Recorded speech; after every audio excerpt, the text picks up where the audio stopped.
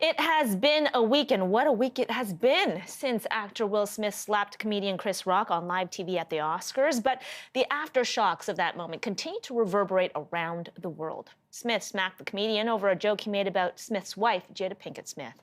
And now the actor has announced he's resigning from his membership of the Academy. In a statement, the actor says he will fully accept any and all consequences for his conduct, calling his actions shocking, painful, and inexcusable. And that is where we begin this edition of Week in Review. Joining us to discuss are Neil Headley, host of the Snooze Button podcast, and Jamar McNeil, morning co-host at Chum 104.5. Gentlemen, thank you both for joining us. Good morning.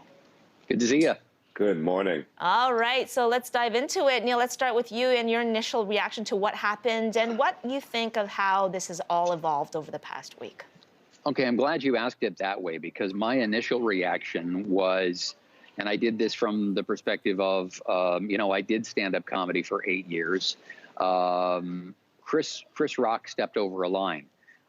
As a comic, you don't make fun of somebody's health condition.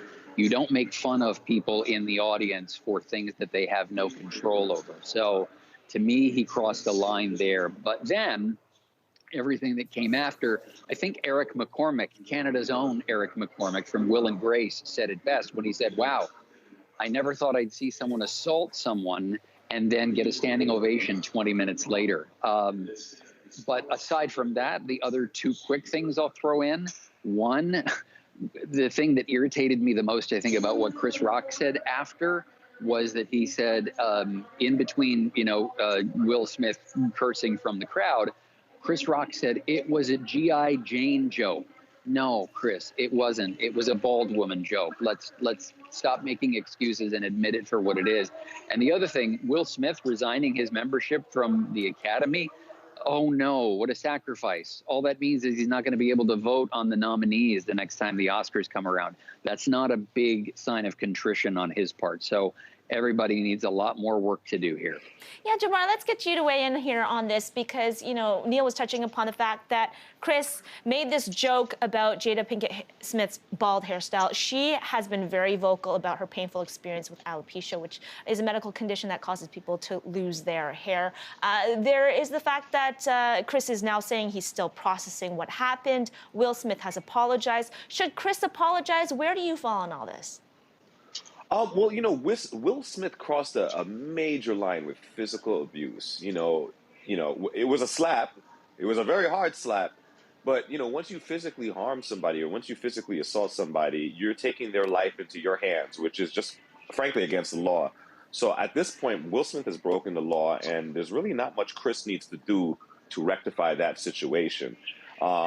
There is a debate about whether Chris Rock was aware of Jada Pinkett Smith's hair condition or if he was just making fun of the hairstyle, both of which could cause equal damage depending on the perspective of which you take. There's a thing in the Black community, especially with our women, where, the hair is sacred.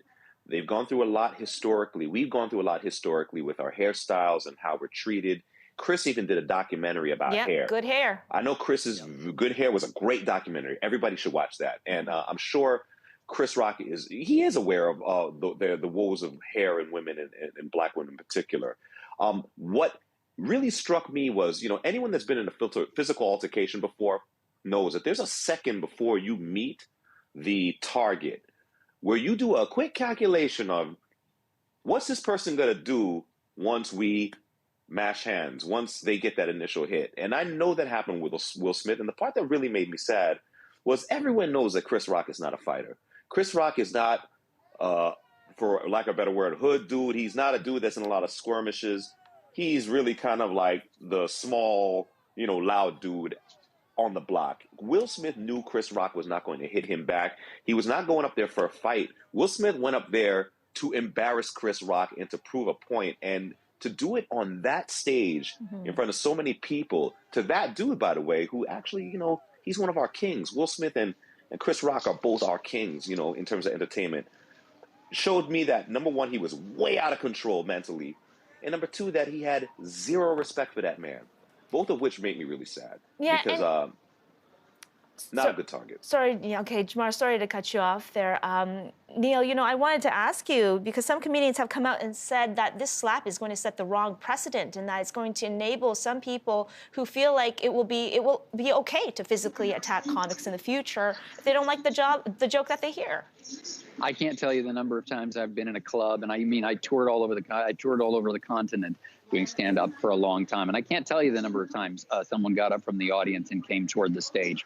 So Will Smith didn't invent a new genre. This is just another wrinkle that we have to be concerned about. And by the way, forgive me, Jamar, if I'm speaking out of turn on this, but one of the other things that irritated me after all of this, I'm on Twitter and I'm watching people say things like, well, don't Will Smith and Chris Rock know each other? Hey, newsflash for you.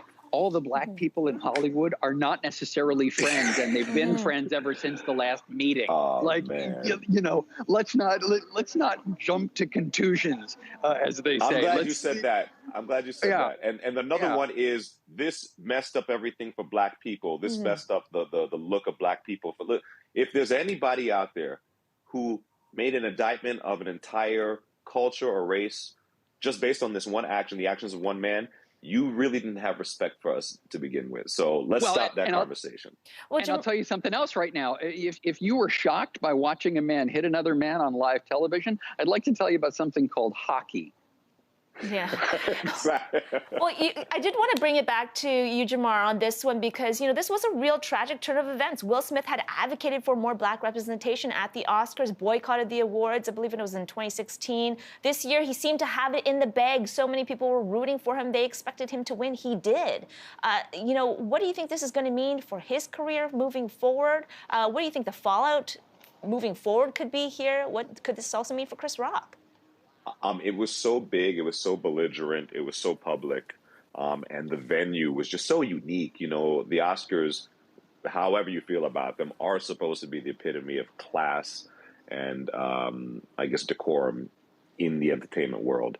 For Will Smith to do this on that stage, it definitely sullies his personal brand and any messaging he has. Will Smith he's made his brand on being a person, a thought leader, and a person who, talks about how to be different despite where you come from. And this one's, at this particular point in his career, he's an older man and he's a father, and, we are now looking back on a legacy of work.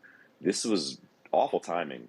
And yeah, it's gonna take a lot for Will Smith to get back in good graces.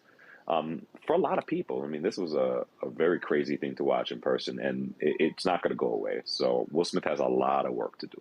Yeah, we have more to hear on this story, too, because the Academy is still conducting its own investigation. So we'll bring everyone that as we find out the developments. Thank you, in the meantime, both of you, gentlemen, for joining us today. Neil and Jamar, always a pleasure to have you. Thanks so much. Thanks both. Thank you.